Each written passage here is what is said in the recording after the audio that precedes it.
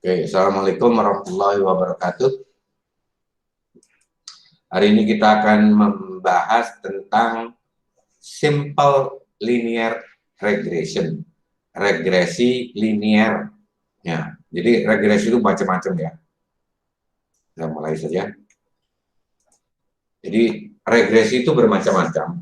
Ada regresi dengan fungsi linear yang hanya dua variabel, ada fungsi linear yang beberapa variabel, jadi multiple linear regression, ada regresi berganda, regresi non-linear, berarti fungsinya nanti pakai ada kuadrat, kubik, pangkat 3, pangkat 5, pangkat 6, pangkat 7, atau ada regresi yang pakai log, logistic regression, dan lain-lain. Nah, simple linear regression berarti kita datanya harus numerik nantinya. Numerical, tidak boleh kategori ya. Harus diingat-ingat itu dari sekarang nanti sampai waktu buat skripsi nanti. Kita lanjut ya. Jadi sebelum membahas regresi dan ini, maka kita bagaimana menggunakan analisis regresi. Ingat ya, statistik itu hanya alat. Jadi alat untuk menganalisis regresi, untuk memprediksi nilai dependent variabel dari variabel dependent atau variabel yang mau diprediksi. Variabel dependent itu variabel yang tidak bebas, disimbolkan dengan Y, berdasarkan dengan nilai independennya, variabel X-nya. Kalau X-nya 1, dinamakan simple linear regression atau regresi linear sederhana. Kalau dia banyak X-nya, berarti dia multiple linear regression.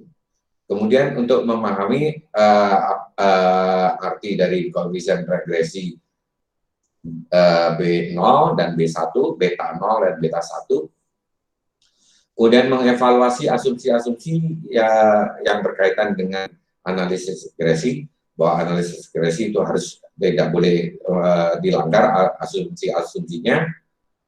Sebelum asumsi, syarat, ada syarat.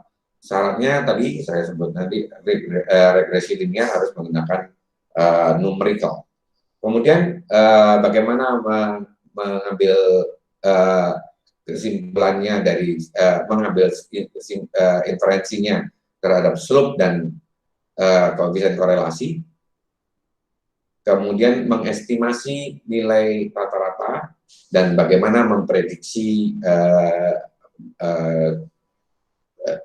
hasil regresinya sehingga kita mengetahui kalau misalnya ada suatu model regresi tertentu, tentu nanti kalau kita mengharapkan kira-kira kalau bertambah satu satuan dari X akan bertambah berapa dari Y-nya. Itu tujuannya secara menyeluruh. Nah, di dalam regresi, sebelum kita menganalisis regresi, ada korelasi, mungkin sudah dijelaskan oleh Bu Dominika, dan regression. Jadi ini ada dua. Kita bisa menggunakan scatter plot untuk mengetahui hubungan dari dua variabel. Scatter plot berarti pakai semua datanya digambarkan ke dalam grafik XY sehingga menghasilkan titik-titik yang akhirnya kita bisa melihat polanya seperti apa. Jadi kita harus tahu scatter plot, kemudian analisis korelasi biasanya digunakan untuk mengukur kekuatan hubungan dari hubungan linear dari dua variabel. Jadi analisis korelasi itu biasanya digunakan untuk mengukur kekuatan hubungan dari dua variabel secara linear. Jadi korelasi hanya berhubungan dengan kekuatan korelasi hanya mempertimbangkan kekuatan dari hubungannya. Tidak ada sebab akibat yang yang dijadikan sebagai apa namanya pertimbangan dalam korelasi itu. Jadi kalau misalnya ada, oh kekuatannya sekian, nggak ada berarti kekuatannya itu yang satu mempengaruhi yang lain, yang lainnya mempengaruhi ini enggak. Tapi ada hubungan, itu saja. Nah, scatter plot dapat Anda lihat di bab 2, bagaimana bentuknya, sedangkan korelasi pernah disajikan di bab 3. Ini mestinya sudah dibahas oleh Ibu Dominika. Nah, ini jenis-jenis hubungan. Hubungan linear seperti ini. Jadi ini adalah data aslinya, titik-titik biru. Ya.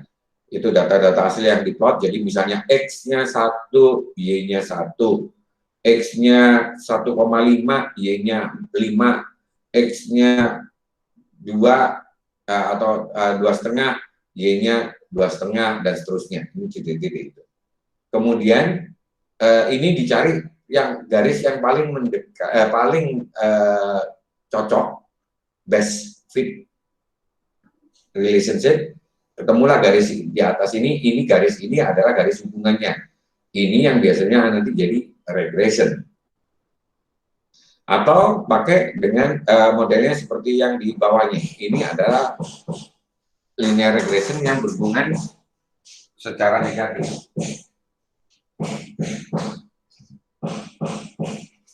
Bentar ya.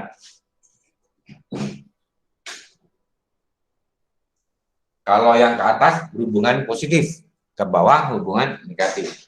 Nah, kalau dia bentuknya seperti ini, bentuk kuadrat, curve linear relationship seperti ini. Relasi berbentuk curve linear. Ada lagi relasi berbentuk kubikel. Jadi dia bentuknya ada lengkungnya 2. Atau dia banyak sekali, misalnya multiple gitu. Jadi polinomial biasanya kita gunakan. Ini juga demikian. Ini juga bisa berupa curve linear. Ini adalah hubungan eksponensial. Jadi bentuk-bentuk hubungannya. Nah, bisa juga kalau misalnya bentuknya seperti ini. Ini datanya tersebar begini, begitu ditarik dia berada di garis lurus. Berarti tidak ada hubungan antara X dan Y. Demikian juga ini. Tidak ada hubungan antara X dan Y. Jadi korelasinya 0. Korelasinya 0. Kalau ini tadi hubungannya kuat sekali. Kalau bentuknya seperti ini, hubungannya kuat sekali relasinya. Ini hubungannya kuat sekali. Karena data yang sebenarnya, actual data, itu berada mendekati garis yang mewakilinya. Kemudian di sini hubungannya lemah karena datanya sangat nyebar sekali, tapi ada hubungannya tetap X dan Y. Ini juga lemah. Kalau di dalam korelasi, semakin dia titiknya berada di titik-titik sini semua, maka relasinya semakin kuat. Ya. Jadi ini yang tidak ada relasinya, ini yang ada relasinya, dan aduh, ini kok cepet banget ini. Ini yang kuat, ini yang lemah. Ini yang tidak ada relasi tadi.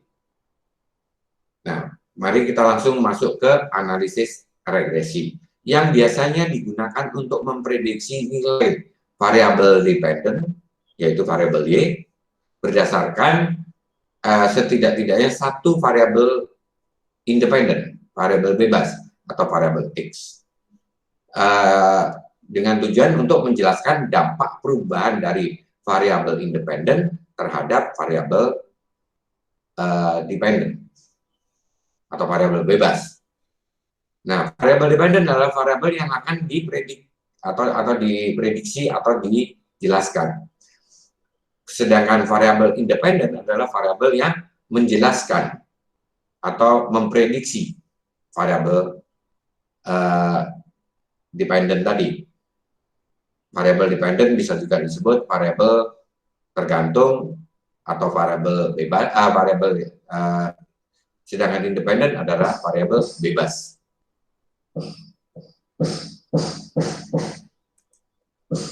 Nah, dalam model linear regresi sederhana, hanya satu variabel independen X.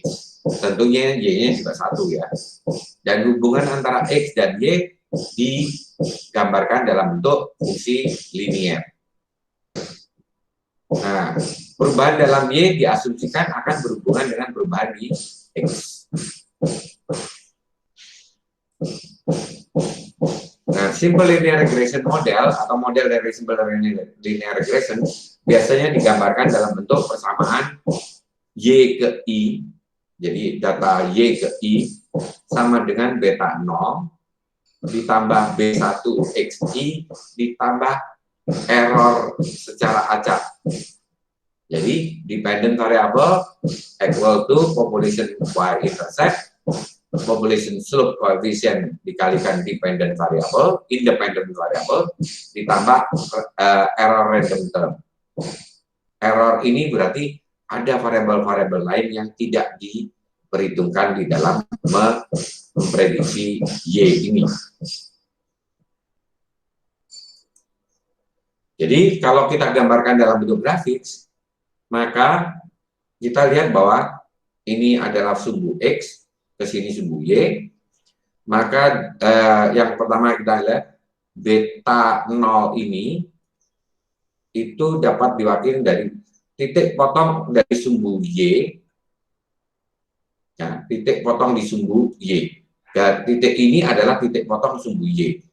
Dikurangi sampai dari 0 sampai titik potong sumbu Y. Itulah besarnya beta 0. Ya, atau disebut intercept. Kemudian apa namanya, nilai yang diprediksi itu adalah yang ada di garis merah. Nilai yang sebenarnya atau nilai yang diamati dari data aslinya itu yang di titik-titik biru ini. Misalnya di sini ada 5 data.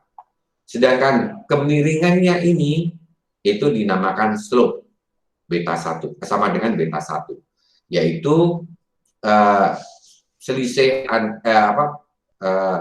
berapa besarnya ini yang tinggi dibagi besarnya yang mendatar. Besar yang ke atas bawah ini dikurangi yang mendatar, dibagi yang mendatar ini. Itulah slope-nya, kemiringannya.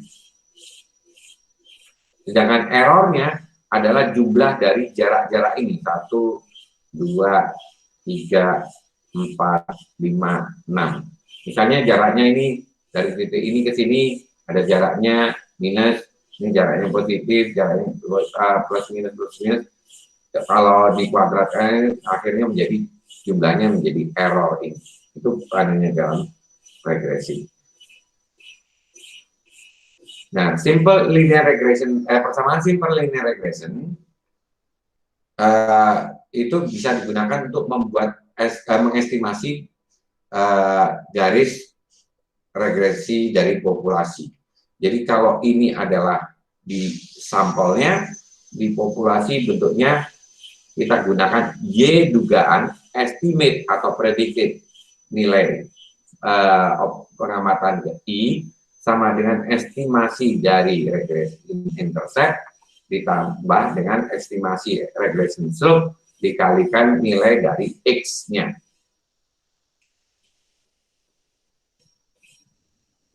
Nah, untuk mencari ini kita gunakan biasanya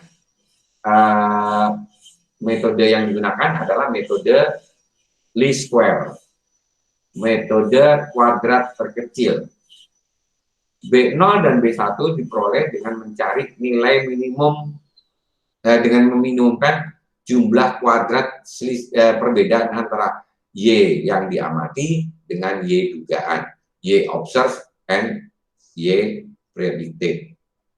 Jadi minimumkan jumlah dari Y I min Y dugaan kuadrat sama dengan minimumkan jumlah dari YI dikurangi B0 plus B1 XI kuadrat.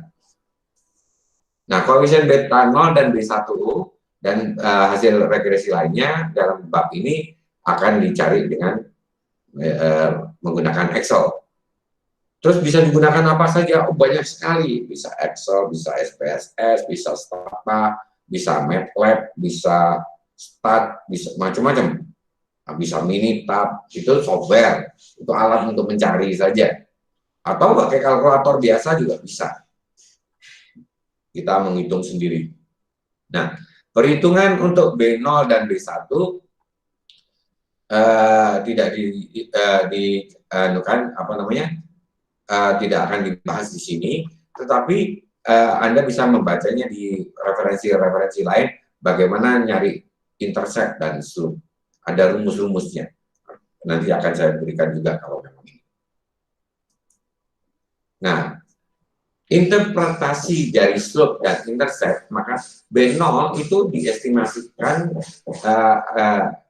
mengestimasikan nilai rata-rata dari Y pada saat X sama dengan 0. Jika X-nya 0, maka nilai Y-nya sama dengan beta 0. B1 adalah mengestimasikan perubahan nilai rata-rata Y sebagai hasil dari peningkatan 1 unit X. Jadi setiap meningkat 1 unit X, maka dia akan meningkat, Y-nya akan meningkat sebesar B1.